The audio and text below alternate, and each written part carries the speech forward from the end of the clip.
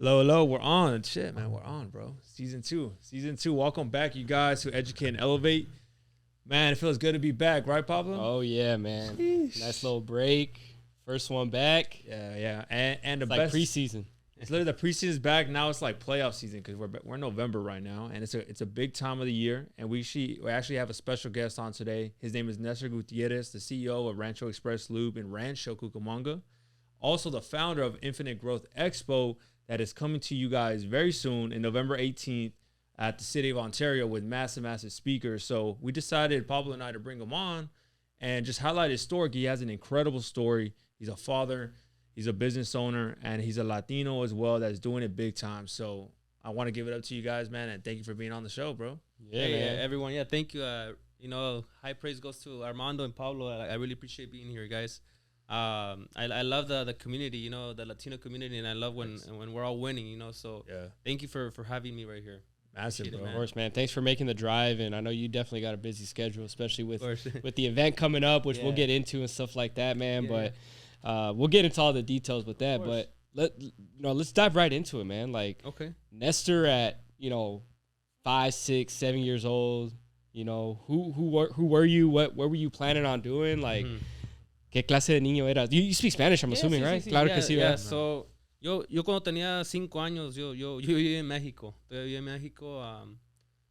México, pues, la vida es dura. Todos sabemos que es dura la vida. Y en un pueblo muy chiquito, mi papá venía para acá a trabajar temporalmente. Es trabajador de agricultura. Y no, yo casi crecí desde el principio que sí, casi sin verlo mucho, porque él siempre trabajaba mucho para darnos la vida que nos quería dar. Aún todavía trabaja muy duro. Y a los 8 años nos trajo para acá, para Estados Unidos. And when we came over here, obviously, I didn't know English. It was tough. Yeah. It was tough. And I started 3rd grade over here, and it was very complicated. I got really depressed, I didn't know what the hell was going on. People would talk to me. They were friendly, but I'm like, I don't know what's going on. And it was crazy because, things, the school over there and the school over here are completely different, And they would have like assemblies. I'm like, what the hell? Like, why is everyone meeting? That was just different for me. Yeah.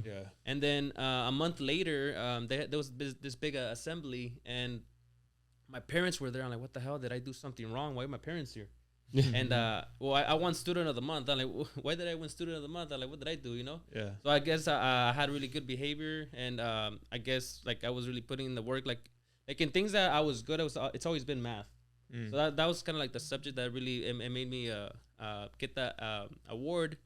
And I was just like panicking, like I was like so worried. I'm like, damn, my parents gonna beat me up. Like, why are they here? I see the chancla in her hand. So just fast forward. I started learning the language. I really, committed to it, and it's funny because even before I learned it, like I remember I would just lay in bed and I would just start saying like a bunch of like I'm like, I wonder if I'm saying anything in English right now, like, Yeah. That was like my mentality. Like, I'm like, one day I'm gonna learn English, and I still have an accent. It's not perfect, but now like it's way better than it was before, and I had a lot of help. It's crazy because when I was going to school, there was only like 2 people that knew Spanish in the whole school. Wow. And those 2 people like really helped me like, translate, and they were very helpful.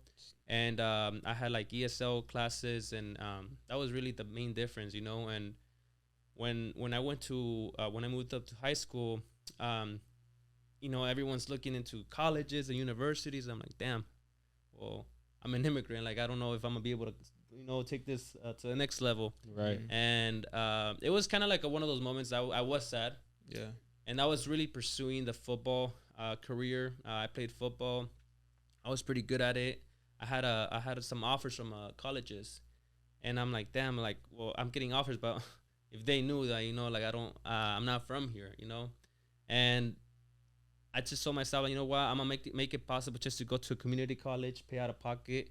And that was really my focus. I throughout, even after I graduated from 8th grade, like I would work every single day. I would go home, and I would get home like around 3:30, and I would go hit all my neighbors. I would do their yard work.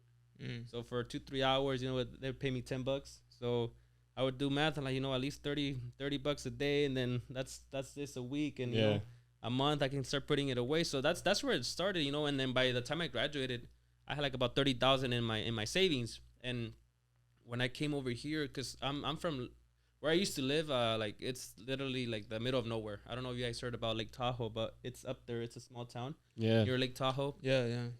It's literally like a hometown. My hometown was like 400 people.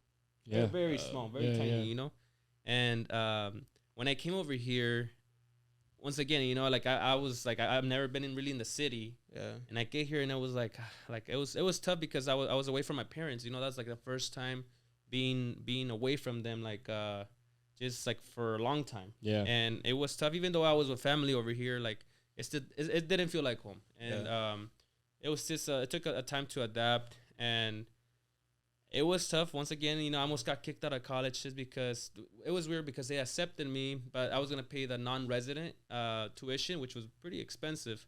It was like that's more expensive when you're not a resident. Yeah, in California. it was like 200 bucks per unit or something like that. And I mean, you do the math, all the classes, like it was a lot of money. I told my dad, I'm like, I don't care how much I'm gonna pay, but I'm gonna do this, And then I'm like, I'm gonna go for the automotive repair, and I had. Like they made it impossible. Like there was my counselor. Like she's like, oh, you can't do this. This is, you're not from here. You don't qualify for DACA. Like it's just not gonna happen. I'm sorry, but you can't just go to class anymore. And I don't know what happened, but that person got fired. That told you that. That told me that. So I don't know if she had trouble with other people, but a following week, like someone reached out to me. Hey, I'm your new counselor. I see a lot of things that are not done correctly. We need to fix this, and you actually do qualify for DACA. I'm like, why? What was the other person telling me no? So, right. When she told me that, I'm like, man, like I got so excited. I'm kidding the children out just thinking about it, because my emotions, like, damn, like I'm not gonna have to pay out the non-resident. It's not gonna be that much money, and now the expenses are gonna be a little bit lower, and that means that I have more room for other things. So. As everything's going, things started getting better. And when for the first semester, I mean, I didn't have time to work. I was just dedicated to school. And it was hard, because all the money that I had saved up, it was going away pretty fast with all the books and all the things, So I started applying for scholarships. And that's one of the things I still think about, like almost no one does them. Scholarships? Yeah. There was some scholarships. I got them just because I was the only one that applied. There's a lot. I've heard there's a lot of like so many scholarships people out there. People want the easy way out, And when there was like two scholarships that I got, because they're like, honestly, we're not trying to bash you, but like we're glad that you applied, but like it was only you that applied, So he's like, they say we always talk about them, but people don't want to do the work. They don't want to do the essays. They don't want to do anything, And I'm like, damn, like. People complain about not having money for school, but then there's so many grants and scholarships that they don't apply for, That's good.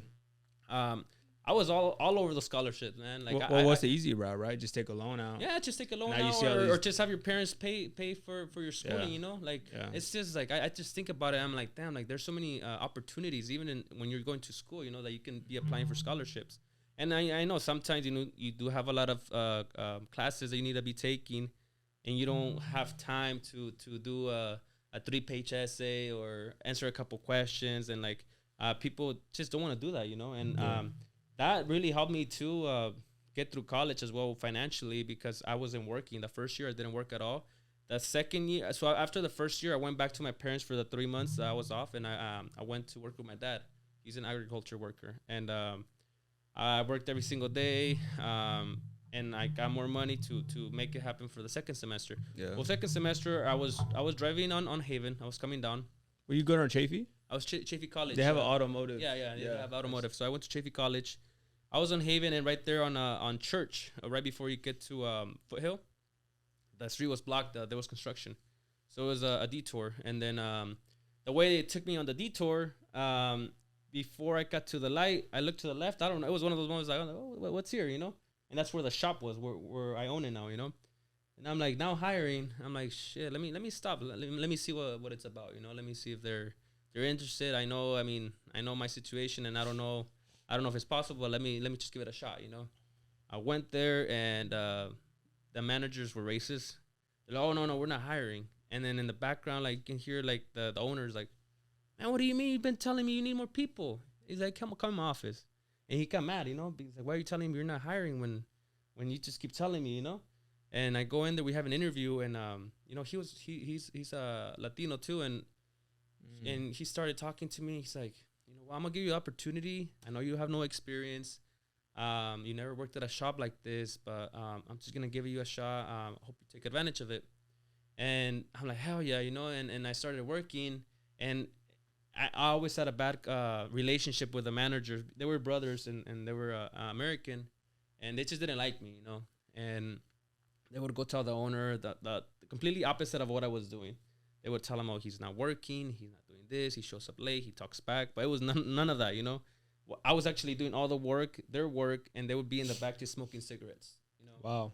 And the owner was an absent owner, so he didn't really know what was going on, you know. Right. Obviously, they were in control. They would tell him whatever they wanted to. And they would always just tell him that. And it got to the point where I told my dad, you know what? I don't like this place. I'm just going to leave. I don't feel comfortable every day. I don't look forward going to work, and I don't want to be here. He's like, yeah, just quit. I don't care if you know, if you're not going to have a job, but, you know, I don't want you to do that if you're not comfortable. So I told him, like, you know what? I'm not comfortable anymore. He's like, why? He's like, I don't like the way I'm treated, you know? And I started telling him about it, and he started looking at the cameras, and he's like, wow. He's like, how long has this been going for? Like, since day one, you know? He's like, how come you didn't say anything? I'm like, it's my word against their word, you know? I know you wouldn't believe me, so I just got tired of it, and I just don't want to be working here. Mm-hmm. But at the end of the day, he fired those people. Damn. He fired them just because they saw that they weren't really working, and they were getting paid pretty well. The production wasn't good. They weren't doing anything. Literally, I was doing everything. I had to go downstairs, drain the oil, do my thing, come upstairs, do their job. And they were just literally, in the back, there's a little room. They'd just be chilling right there smoking cigarettes on their phones. And that's what they were doing. And then we'd go inside, cash people out, and then do their thing, you know. So I won that title pretty fast just because I hustled, you know. And then a month later, he's like, hey, I want you to come on a Sunday, and then I'm going to have you run the front. I'm like, damn, well, I don't know how to run the front, you know. He's like, well, I'm going to teach you, you know. So the owner, this is the owner that you're speaking to, who's Latino as well? Yeah, he's the owner. He's actually the owner of Tin City right now. His name's Art Ceballos. He was the owner of Rancho Express Loop, and he gave me that opportunity. And I was really focused. I'm like, I gotta make sure he loves it, you know. So that was one of the best days he had that day, you know, on a Sunday. And I just really put all my work and effort to make the best day ever, and I did, you know. And he's like, man, you're really good at sales. I'm like, I never sold anything. He's like, well, look at all the things you sold today, without even realizing. You just looked at it like, okay, this is my job, and I gotta make sure that, you know, the person understands why this is needed, you know. So he's like, you focus so much on the information that, you know, the sale was really easy for them to get. Yeah. And he's like, you're going to become the manager pretty soon. Right now, I'm going to put you at assistant. I'm going to be the manager himself. And we went, and then 3 months later, he bumped me up to manager. Next thing comes up, you know, I'm only, 19 years old. Everyone else is over 30. They don't want to listen to a young kid. So that was the next thing, you know. People were, like, bumping heads. They didn't like me telling them what to do. And it got to the point where, like, hey, man, like, we have this conflict now. I understand, like, you know, they're older, I'm younger, and they don't want to listen to me. You know, they don't like that. So maybe you should get an older manager. He said, no, I like you, and you're gonna stay. If they don't like this it. This is the owner. This is the owner. Yeah. It really sounds like the owner, and I've seen his other shops around town. It sounds like he really took an opportunity, took a shot with you, right? Oh yeah. Because one, he definitely did. Yeah. You, from your background. Mm-hmm. 2, you had no experience, and then 3, obviously, you know, you kind of encountered some type of racism right away, you know, up front, right? Like, now we're not hiring, even though the sign was out right out front that we're hiring. Yeah. So he really took a shot on you, man. And then it sounds like now he's even grooming you. Yeah, but where you're at now. Honestly, I mean, really grateful for that guy. Like, till this day, like, we were just talking yesterday about it. He really gave me the shot. I took advantage of it, and I really, like, at the end of the day, I just did my thing. You know, I showed up, I hustled. Anything he needed, I was there for, you know, and he really appreciated it. And I think that's one of the things, bro. I was actually, I was making some content yesterday, and I think one of the biggest things that a mentor could appreciate is when the mentee applies what they're teaching them. The mentor's not looking. He wasn't looking for the results right away. No, he wasn't. He wasn't pressing you for like, hey, you got to go get these results. I think what he was wanting was like, he was testing you. He was giving you opportunity, and you were fulfilling that opportunity and that obligation that he was giving you. Hey, come work the front. Okay, I worked the front, and look, I ended up getting the results just naturally, right? And I think that that's what a mentor really wants, right? Is he just wants somebody like yourself that was just coachable. You were showing up, you were consistent, and you were giving all your effort. Yeah, and I think that's one of the things too. You know, you look out nowadays too. There's so many people that want it, but they're not coachable.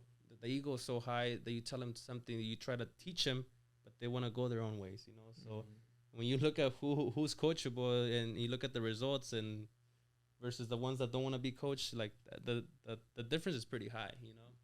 And I, like I said, just really took advantage of that. And he always saw it. Like I like the fact that he would always tell me, he's like, you know what, you're going to do big things one day. You're going to do big things one day. In 2018, he's like, I want you to take over this location. I'm like, man, I'm not ready. I'm still in school. I'm full time. Wow. I'm just not ready for that. How old were you at that moment? I was 2018. I was like 2021. Oh, so 2 years after. Yeah. Like promotion after. I was like, I'm like, damn, I'm just not ready, you know. But you know what wasn't ready? The mindset. I was out partying. I was around with the wrong people, you know. I mean, I don't do drugs. I don't smoke. I don't do none of that. But I'm just saying the wrong crowd because, you know, a lot of going out, a lot of just wasting time, you know. And I mean, honestly, if I could go back, that's something I would change. But it's something you gotta go through, you know. Everything happens for a reason. But I just look back at that and I'm like, damn. Now imagine if I didn't do that back then, I'd be in a even better position right now. But it all happens for a reason, you know. Bro, that's crazy that you say that because Mark, our barber, we have the same barber, bro. Barber, so I was getting my haircut last night. Shout out to my boy Mark, and we were talking about that same thing about sometimes you have associations that just want to continue to put. They see you growing, like you were growing, you were doing your thing, right? You were trying to, you know, become the owner of the building or the business. You know, you were moving up. And people get intimidated by that. Yeah. And sometimes your old group of friends or your old association will try and pull you back. We were just talking about that same thing. What did you learn during that season? How did you finally persevere and finally get past that? You know what? I got to move past these old group of people, these old friends, and just, I want to dive in. I want to become the business owner, and I have my goals and ambitions. You know when it really happened? When crunch time came, I said yes to the opportunity, which was it was supposed to happen March 2020, but with all the COVID thing, it was like I'm like, hey, just give me a chance, give me a couple months because right now I don't want to go into business and you know it's not good right now. That's when like the circle started getting smaller, and it started even getting more smaller when I got married. Why? Because I was out of the whole group, I was the only married one. Everyone else. You know, single. You can't be doing single things. Just like doing single things, you know? Yeah. So that's when the circle like started getting a little smaller. It got even smaller during COVID. It shrunk when I got my business. And at the end of the day, it was really them that they stepped to the side. I didn't say like, oh, I don't really want to talk to you anymore. But it was just them. So at first I'm like, damn, like why are they not talking to me the same? Yeah. Well, I'm like, I don't think they're hating. I mean, they're my friends. They're not hating. I'm like, I wanted the right answers. Like, why are they not as cool as we were before? You know, we went through a lot of stuff, and like, to me, I was like, I couldn't believe it. And I think what would happen most of the time is it was one of those people, you know, they're fake. They congratulate you right now in front of you, but behind you, they talk smack, you know? Oh, yeah. And at first, all that really caught to me. Like, I'm like, damn, like, these were your boys. Yeah, I'm like, these are my boys from here, you know? I'm like, I'm not saying we go way, way, way back, but I'm like, these are the people that, you know, we were hanging out every weekend and it went back and forth, you know, they did favors, I did favors. And like, it was just crazy to see that happen, you know? Instead of saying like, oh man, I'm really proud of you. I'm really happy for you. You're doing good things. Like it was, oh, congratulations. Like, oh, you got a business, badass, bro.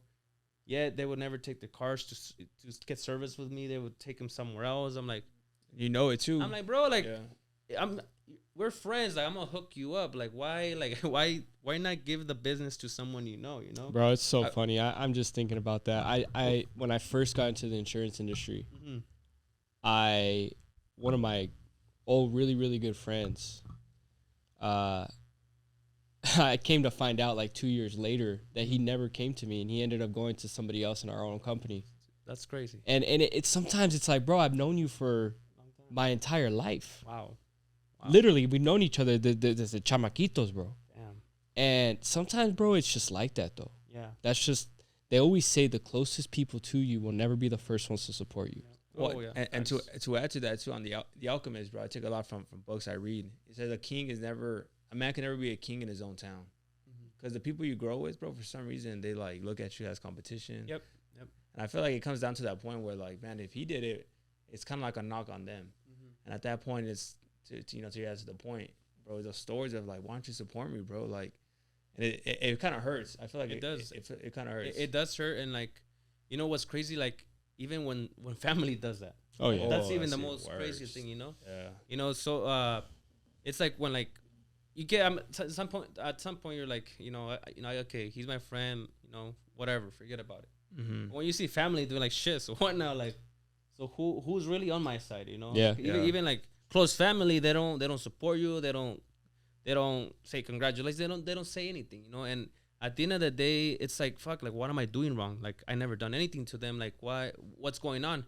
And it got to the point, like, just even you can say probably like 2 years ago, I told my wife, I'm like, you know what? At this point, I don't really care. I really focus in growing what I have. I'm not gonna be focused on all the noise behind us. Everybody. So because at the end of the day, if you do good, they talk smack. If you do bad, they talk smack. So I'm like, can't as long as we're doing good, like, that's all I care for us. And at the end of the day, even right now, I can say, like, my circle is my wife, my baby, my parents, and there's a few close friends. So you can say, that's my circle. I have a lot of people I talk to, and there's still some friends that I met when I first moved.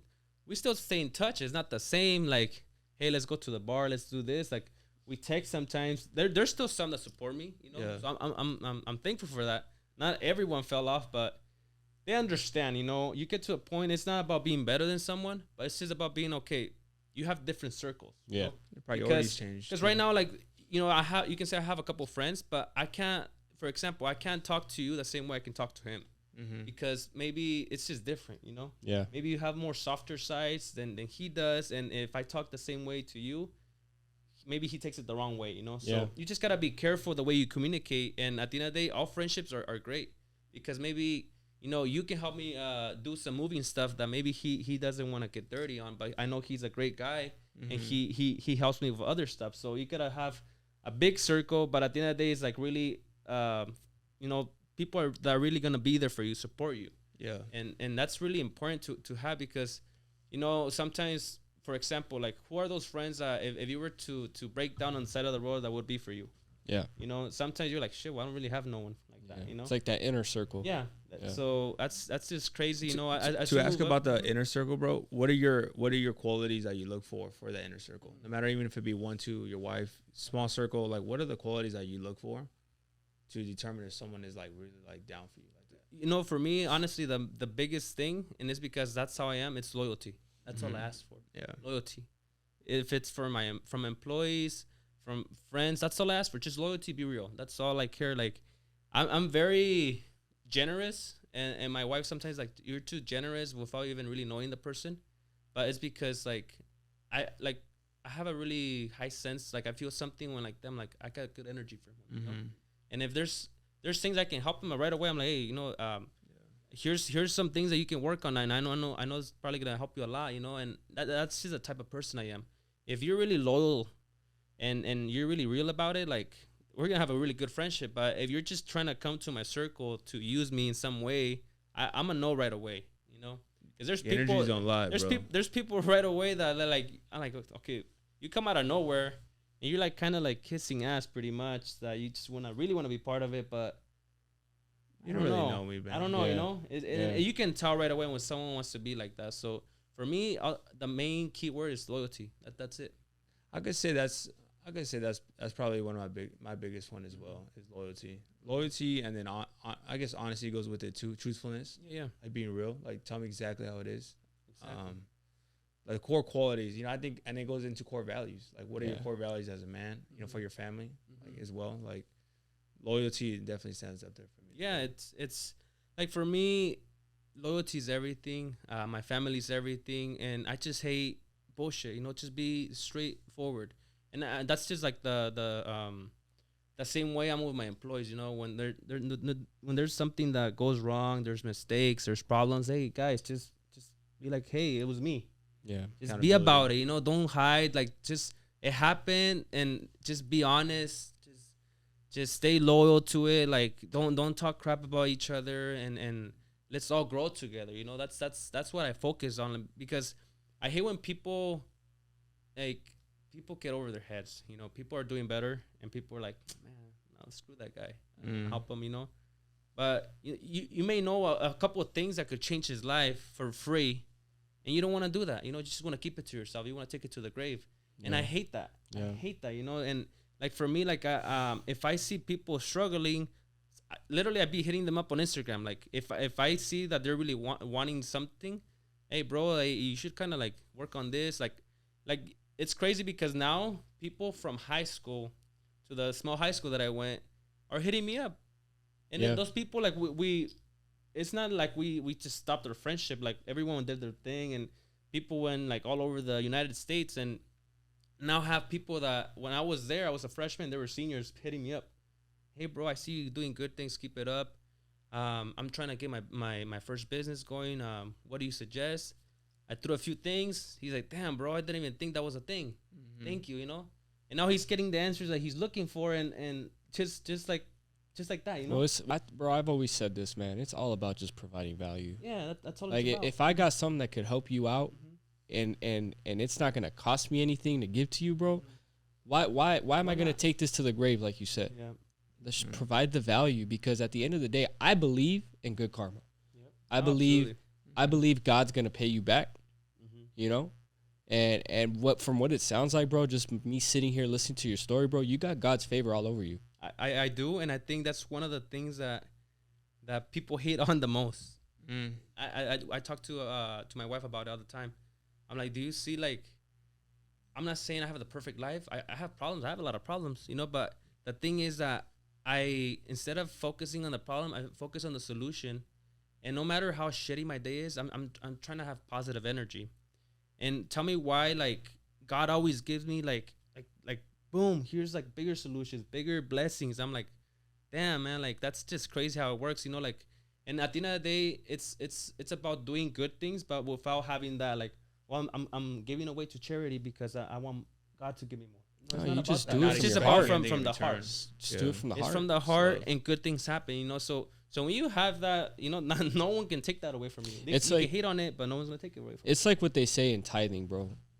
They say that if God could trust you with the little bit, he could trust you with a lot. Absolutely. And what he did was he trusted you with getting that position as just a regular serviceman. Yep. Right? And you fulfilled and you did everything possible. You did it the right way. Right? And now look what you got. He's giving you more doors. More he's giving you more blessings, and continue to do that. Because a lot of times we ask God for, like, whether you're spiritual or not, like, or a believer or not, like, you ask for all these blessings, but you can't even do the little things. Yep.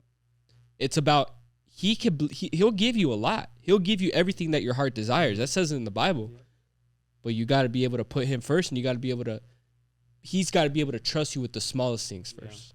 You know, absolutely. And it seems like you're doing that. Yeah, and like for me, it's all about that, just giving back genuinely, and I just feel like it's always like I'm doing great, but it's because of the guy above, you know, like it's really because of him. Yeah. You know, he's really like blessing me more. He sees that the things that maybe the people that hate me don't see, apparently, you know, because a lot of people just see the good stuff on the social media. That's why social media, people could get the wrong image, you know. Oh, yeah. Oh, you know, he's traveling, he's doing that. But if you were to post the shitty stuff you go through, maybe they would have more respect for you. Oh, yeah. But then who has time for that? You know? No one has time for that.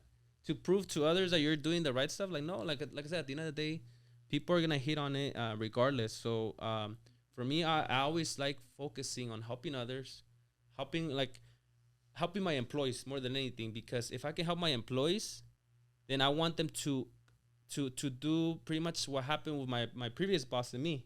I want to do the same you want to thing give for it them. back. You know? I feel like every time a mentor has always poured into me, he's always told me this. He said, whatever I give into you, make sure you just do it for others. Yeah. Pass it on. This is like, hands down, absolutely. And then that law of attraction, law of abundance, whatever you put out into the world just always comes back. At you.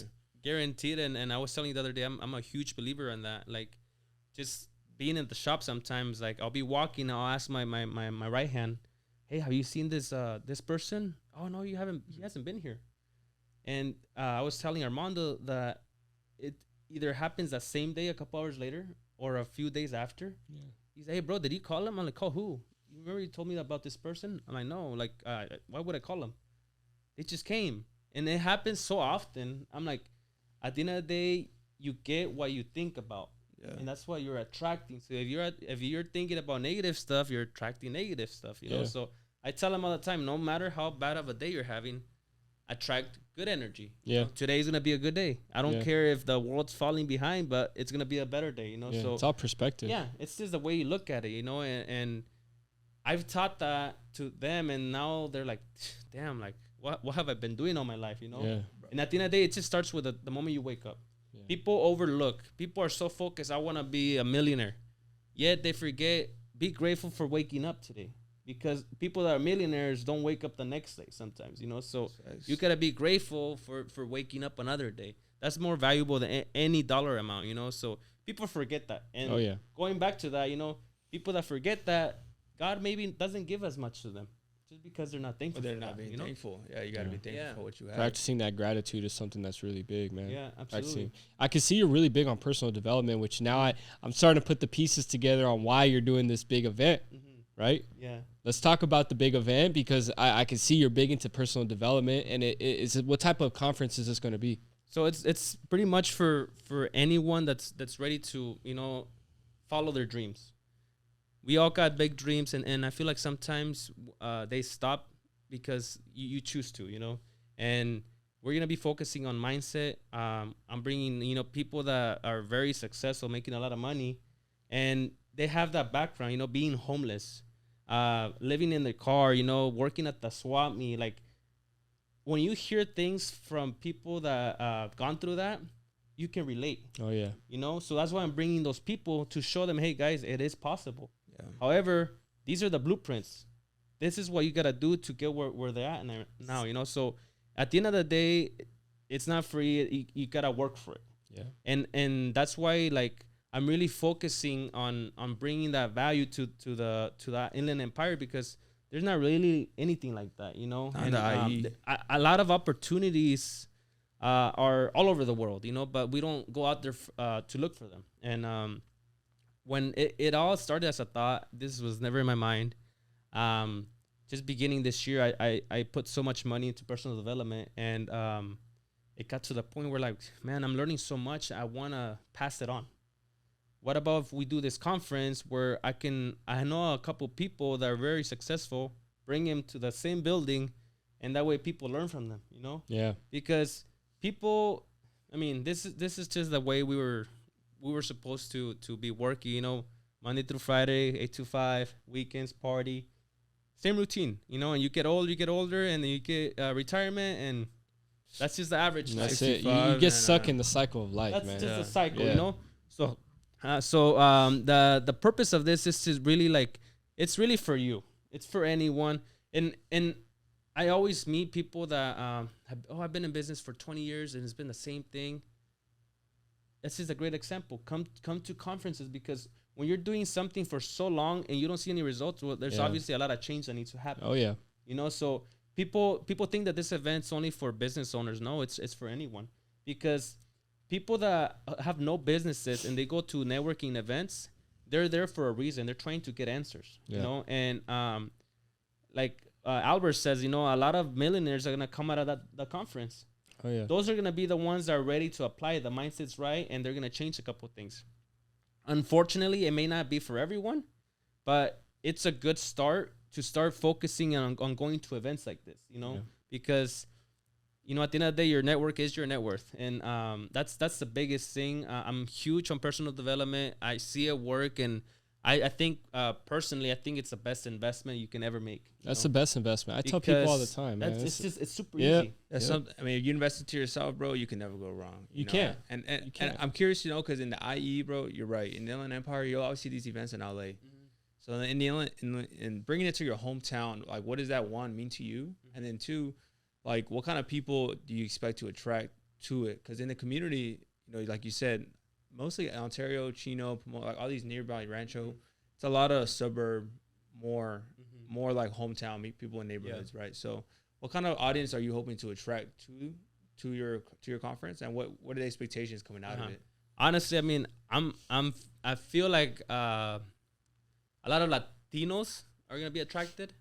All your speakers are Latino. All my speakers are Latinos except one. Yeah, except one individual. But I think that's gonna be the main attraction, and it kind of goes back to the same thing, as a Latino, the American dream is to come, work, buy a home, buy a car. That's it. That I think that's another cycle that we're talking about. Like, people come to the United States, they get here, they're already winning. It's obviously a better life already. That's part of the American dream. But people have so much potential. Like, at the end of the day, we all have great potential, but we don't take it to the next level because we don't have the right mindset. Sometimes we don't have the right resources. So I think I'm expecting a lot of Latino community just because of, like you said, all the speaker lineups that we have. And I really want to throw that message out there. Like, you can do it. Like, I'm just like me, I'm an immigrant. I'm not supposed to be a business owner. I don't need, like, people ask me, how did you get so lucky? Like, no, I hate when people tell me, how did you get so lucky? It's the worst word. No, man, like, it's not about lucky. It's about putting in the work. And that's when you choose to get lucky. If you hustle, you show up every day, you're bound to get lucky from God. He's, like you said, you're gonna throw blessings at you. Yep. And that's how you get lucky, doing good things. So I really wanna help out the community in that sense. Obviously, I mean, Latinos are taking over the world, and I think one of the fastest. We're one of the fastest growing populations. Absolutely. So what better way to do it even bigger? Opening a business. Stop working for someone else. Stop making money for someone else, because as a business owner, I am what I am because of my people. That's just how it works. Yeah. So for me, I'm so focused on helping my people have their own store. Why? Because if I'm helping them have their own store, that means that I gotta level up. I gotta make stores for every single one of them. So that's what we're up to right now. Like, I have a great team, and I'm like, hey guys, next year we got 2 stores coming up. Who's gonna be the next 2 managers? Yeah. You guys want more opportunity? Well, there's opportunity. Are you ready for it? I don't want to get to 2 stores and then I need to hire someone outside to come into my company as a manager. I don't want to do that. That's like skipping so many steps. Yeah, start from the inside out. So I gotta give the opportunity to you guys. So at the end of the day, that's like the culture that we have. It's all about winning together, and I help them. Like, there's something that sometimes people don't understand, like, especially business owners. There's those business owners that they're in it for the money. They don't care about what's happening to Joe or Frank on the sidelines, like, they're having a shitty life, but as long as money's coming to him, that's all he cares about, For me, it's not like that. Like, and I think that's why I get even more blessings, because I don't really worry about the money that's coming in. At the end of the day, it's just a material thing, If I can help Joe or Josh or whoever in my company, I'm going to help him. Hey, if he's having money problems, hey, bro, here's some money to help you with your problems, To talk on that, bro, you mentioned to me when we were speaking about that you do one-on-ones with all your employees every 2 weeks. Yeah. Can you shine a little light on, like, how you break that down and why you do that? Yeah, of course. So part of having a great team, it's about being a great leader, And sometimes as a boss or a manager, you can demand so many things from your people, but that's not really how it works, You got to make sure it goes deeper. So I have a lot of meetings, throughout the week. I meet with my salespeople before work, 7:30 to 8 a.m. And we just talk about how is everything going. I'm helping them, we do role play, we do that. We have team meetings once a week on Fridays after work. And then I have one-on-ones with them. The one-on-ones, it's not really just to talk about work. More than anything, sometimes we turn into more personal than work. Because how do you expect someone to be a great worker if they're having a horrible personal life? That's really good, man. Wow. It's hard. Like, how do you expect someone to show up at work and have so many high expectations when at home it's a shitty life? Yeah. You can't have that, you know? So you got to focus from the ground up, you know, and that's something that I help my people with. Sometimes, I mean, you can tell, like, they've been with the company for a while. They're like, it's right here, but it just can't come out. Once it comes out, they're like, I needed that to come out.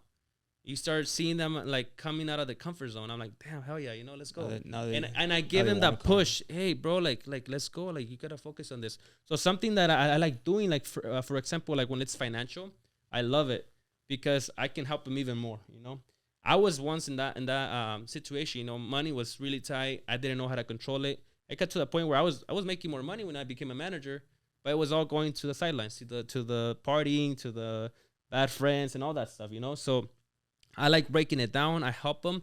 And I mean, I know a lot of people, you know, I am in with a chamber. So sometimes if it's something that I can't help them with, hey, contact this person. He can help you with this, you know?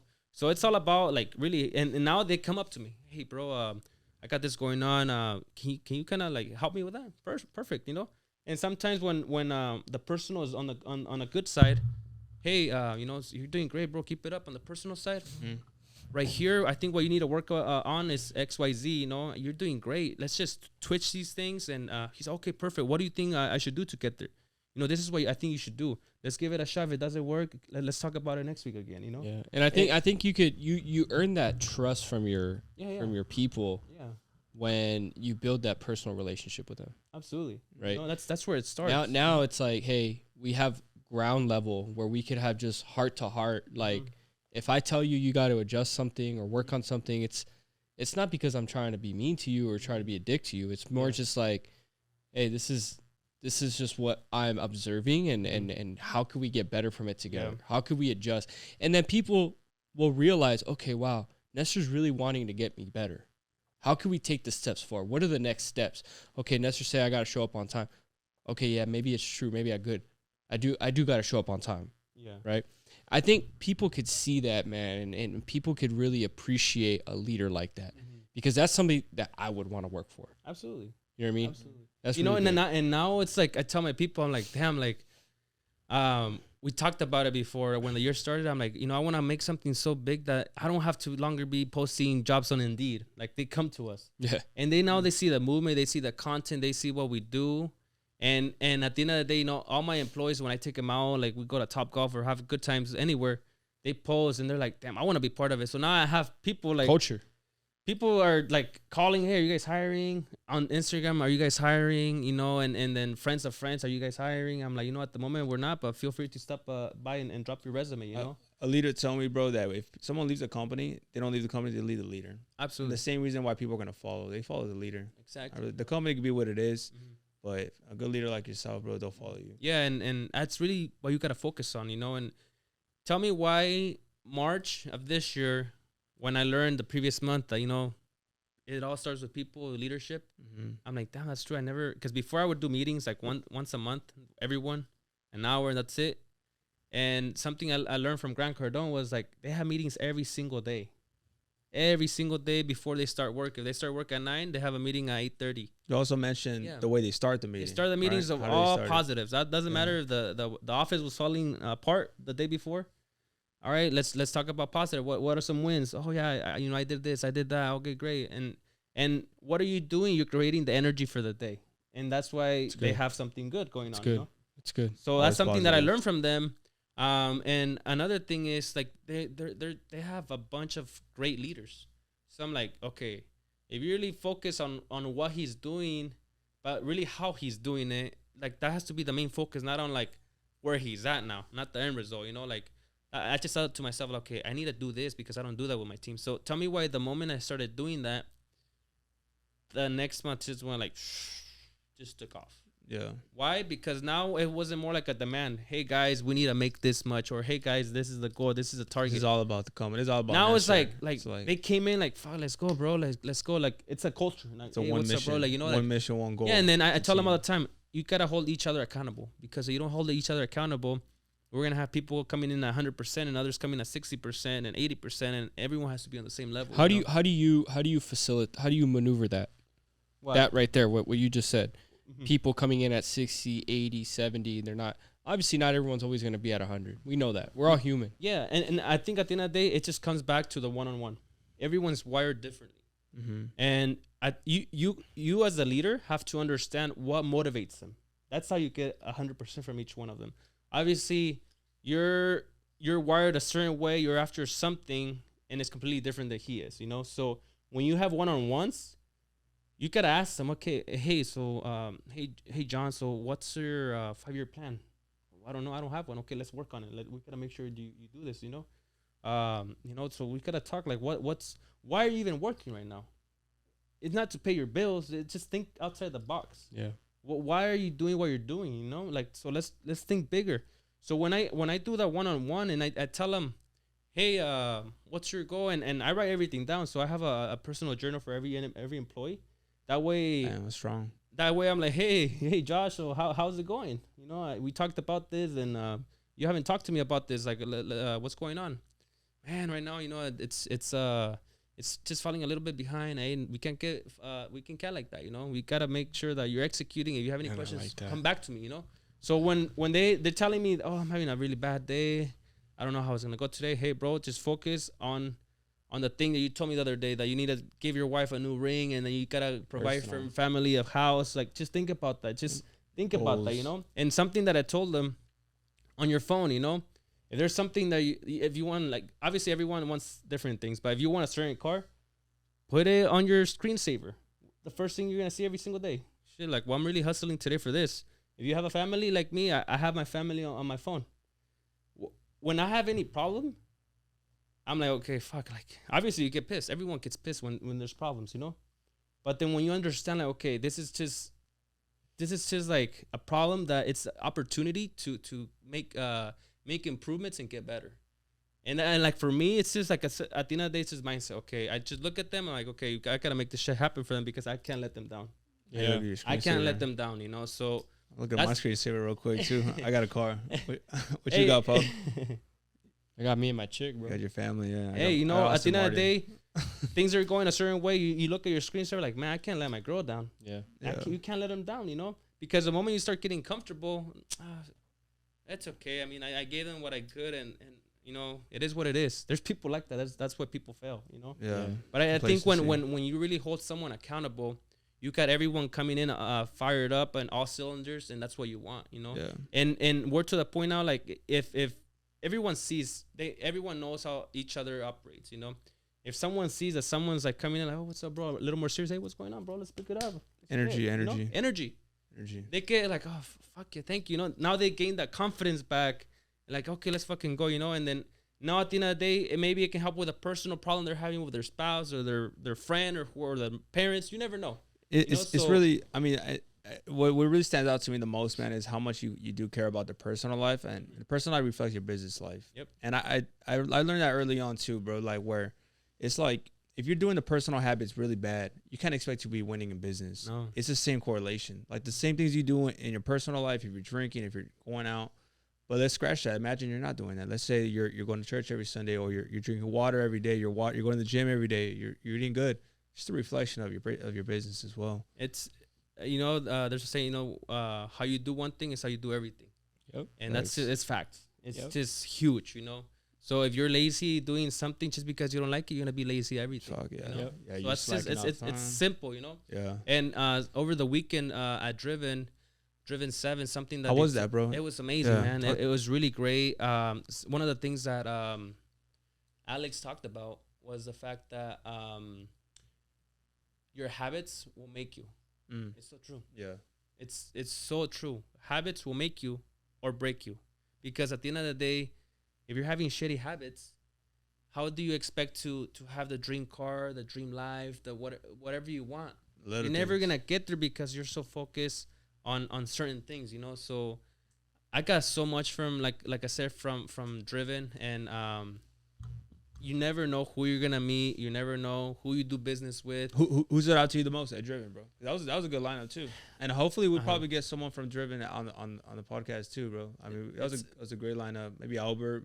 Yeah, I mean, man, like I said, it's all about we talked about it yesterday with Albert. It's all about loyalty and having the right circle, and it just opens up more opportunity. You talked about that a lot. Even at the CEO dinner on Friday when we met. Yeah. That's all it's about, because at the end of the day, if you're serious about doing certain things, you have the right circle.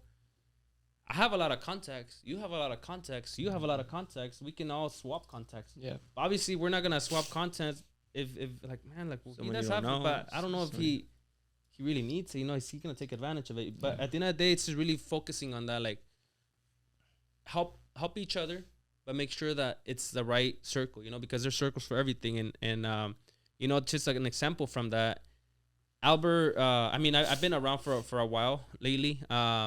A lot of events. I kind of see the same speakers over and over again, so they kind of recognize me. Some of them do. One of them is Brad Lee. I'm a huge fan of him, and I always see him around. And one of the connections we had is that we had the same broken pinky, and it's he's the one that realized. You know, when he shook my hand, he's like, "What the hell? You have broken pinky?" He's like, "Oh, look, me too." You know. So now I was like, That's "Hey, what's funny. up, broken pinky?" That is crazy. That's funny. Yeah. You know, so we have that connection. How could he tell? What do you mean? Yeah. Oh shit. Yeah. So I broke it in football. Yeah, shit. Yeah. So and I never did surgery. Same thing for him in football. Like, it's just crazy. It was his opposite hand. But right away, he's like, "Hey, you have a broken pinky?" I'm like, "Yeah." He's like, "Oh, me too." That's So funny. that's how we connect now, you know. And now I have Albert as a mentor, and he's obviously in another whole different level. And once again, mentor. They see the mentee doing the good things, taking action. Hey, bro. Hey, Brad. This is Nestor. Let's get him on your podcast, dropping bombs. He's, okay, text me.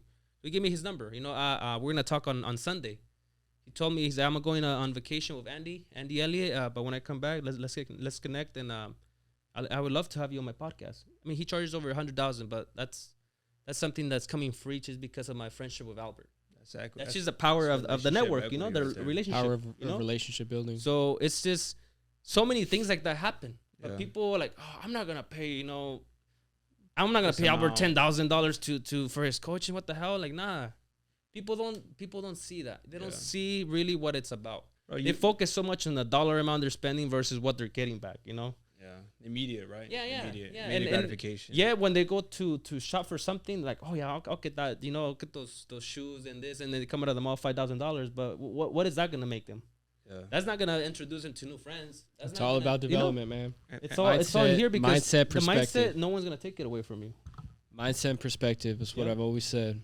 Yep, that's everything. That's what's gonna get you past. That's what's gotten me past, and that's what, thank God, has got me here, obviously. But mindset, development, it's everything, guys. So how much is the ticket, bro? How much to get the juice this coming on the 18th, bro? So you want the good ticket? Obviously, the CEO ticket is the best. That one's $1,500. If you guys are serious about it, they're great speakers, bro. Yeah, DM me. I'll make that happen for $1,000. But just DM me directly, you know. But you go on the website, it's regular price $1,500. But in the CEO ticket, you get lunch, you get dinner, you get to interact, network with all these speakers. You know, we're gonna have Albert Preciado, his wife, Sil. We're gonna have Mikey Garcia, the boxer. We're gonna have Mike Martinez, another local entrepreneur. He's doing really good. Real estate. Wholesaling. We're gonna have Richard Martinez from Adranas Insurance, and then we're gonna have Austin Hancock. He's actually coming from Oklahoma, and he is in construction. He was, once again, has a story, has a background. Started as a construction worker. Now he has over 10 million in assets. So he's doing really good. You know, that's awesome, man. Yeah. That's the type of people that we're bringing in. You know, and I'm super excited because there's so much value, and you don't get all these people in one room like so often, you know. No, you don't. You don't. So that's what people like don't think about it, you know. And when you get, you know, you pay just $1,000 if you hit me up, you get that through the whole day. You get the front row seating, backstage access, all the good things. Like all the people that are actually committed, those are the people that you're gonna get the phone number from Albert, from all the speakers, because they know that you're serious. You paid something, so you're there for a reason, you know. So you automatically earn their respect. That's just how it works, you know. So they give you more time. And I mean, for Albert, I mean, the first investment I did with him, it was an hour for $10,000, and now I mean, you got $1,000 for the whole day. So it's just like, put that into perspective. Just think about that, you know. But if at the end of the day, you just gotta be there, and as long as you have $49 for the executive ticket, the general seating. It's $49. You spend more at that at the restaurant. Yeah, and $49, like, it can make you thousands of dollars, millions of dollars if you really take action, you know. That's a fact. You just gotta be there, depending on what you have to spend. I know money's tight, and I know it's a tough economy, but at the end of the day, it's value. Yeah, it's what you gotta focus on. Because I have an annual conference as well. Oh, okay, that's very cool. I have an annual conference as well, and what I tell people is, look, you're getting all these speakers, you're getting over $10 million of knowledge, experience, things that they have gone through. Absolutely. On one stage in one room at one location, and you never know who you're going to be sitting next to. Exactly. The person next to you, it may not even be something that the individual on stage said. It may be the person next to you that takes you to the next level in your life.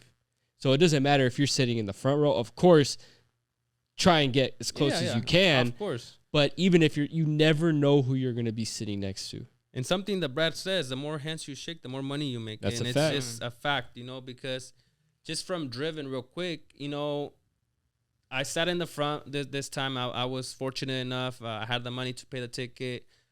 Very blessed for that, you know, but I met so many people. Like, it's amazing. Like, people all over the United States. Oh, yeah. From Hawaii, we got from Miami, from Orlando, from Texas. Like, it's crazy. You know? Yeah.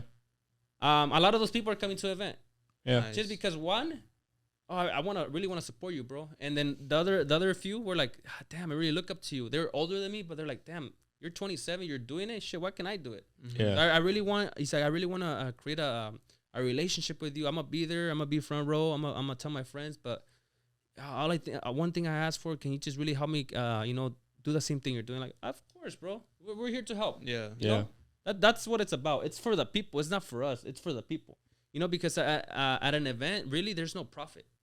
The event is really for everyone to go and get some knowledge, network. That's the whole purpose of it. Yep. But people think differently. But that's really what an event's about. They think it's a free event, man. Yeah. That's true. Yeah. Hey, man, the venue alone. The venue alone costs. Charges. Everything, the production. Yeah. The lighting. So all of that. It just keeps adding up, you know. So, one of those guys I met from Florida, that's my boy Anderson.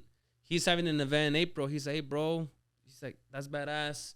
I'm from Colombia. You know, there's a huge Latino community in Florida. I'm doing my own event in April. I want to fly you in with your wife. I'll pay for everything. I want you to be a speaker at my event. I think it'd be great to connect. But just look at what happened just from Driven, you know? Yeah. I'm like, damn, Florida, you know, like, not even from here. Like, Florida, like, damn, I have to go to Florida to. Doors open. Like, damn, that's crazy how many doors, like, you know? yo, I gotta. Yeah. It's just, it's amazing, man. So hard. It's just really like you say, you know, if you do go to an event like this, obviously you're taking a right step being in the room, but might as well just make the best out of it, because there's people I see all the time. They're in the back. They're like, oh man, I don't want to. And this is what I will say: if you guys are going on the 18th, take a journal. Absolutely. Take a journal, take a pen, sit as close as you can to the front, turn your phone off, pay attention, because the speakers have value. They're on that stage for a reason. They have a ton of credibility. The best thing that you could do for yourself, don't do it for Nestor, don't do it for the speakers, do it for yourself. Sit at the front, pay attention, because there's one thing, if you want to earn the respect of the speakers on stage, take notes and ask questions. Because I could tell you as a speaker myself, the one thing that pisses me off the most is when people are on their phones and we're speaking. Yep. That is, as a speaker, you just automatically just forget about, you push them to the side. Bro, I'll never forget. I was watching Ed Milet on stage, right? And then this dude right in the front was on his phone. Ed Milet stopped everything he was doing, bro. Like he was mid-story and everyone was into it. And he's like, to put the tension on. He's like, you really fucking on your phone right now? He's like, I make triple what you fucking make, and you're on your phone. You're a piece of shit. Like on stage, bro. I'll light you up. Quiet. I'll light you up. So don't be on your phones, and enjoy. Yeah, so, because you know you're already paying whatever ticket you get. You're already paying for it. Yeah. You're there for yourself. You gotta be there to make better things. You know, so you gotta really take action. you gotta take notes, but really network. You gotta make sure that people know you. You know, that's what it's about. Networking, applying everything you learn, but don't just go there to show up and take pictures. Like it's not about that. It's not for the gram, I'm gonna support, bro, and I'll be there with my chick. I'll tell my girl, bro, and we'll pull up and show some love too. So appreciate it. Man, it's been a good episode, bro. I know this probably won't be the last time we have you on. We always like to ask, bro. We always like to ask, is there any last thoughts that you want to leave with everybody? Maybe something that you wanted to get off?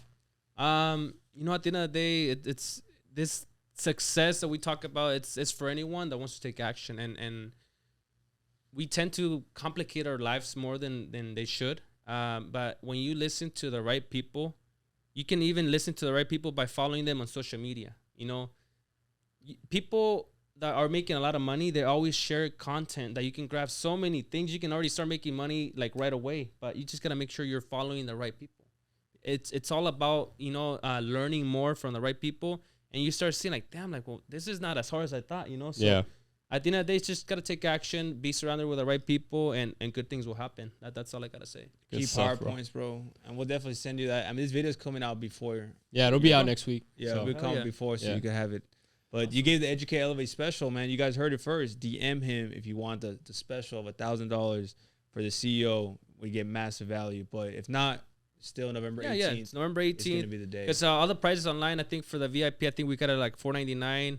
I have QR codes for those people that are really serious, that really want to attend. Just hit me up. I think the VIP, I got it for like $2.99, and then the general admission is like $49. So, yeah. Cool, man. There you go, man. Perfect. Appreciate you coming, bro. Oh, man. Thank you, guys. All right, man. Well, we'll see you guys on the next episode of Educate and Elevate. Catch you guys later.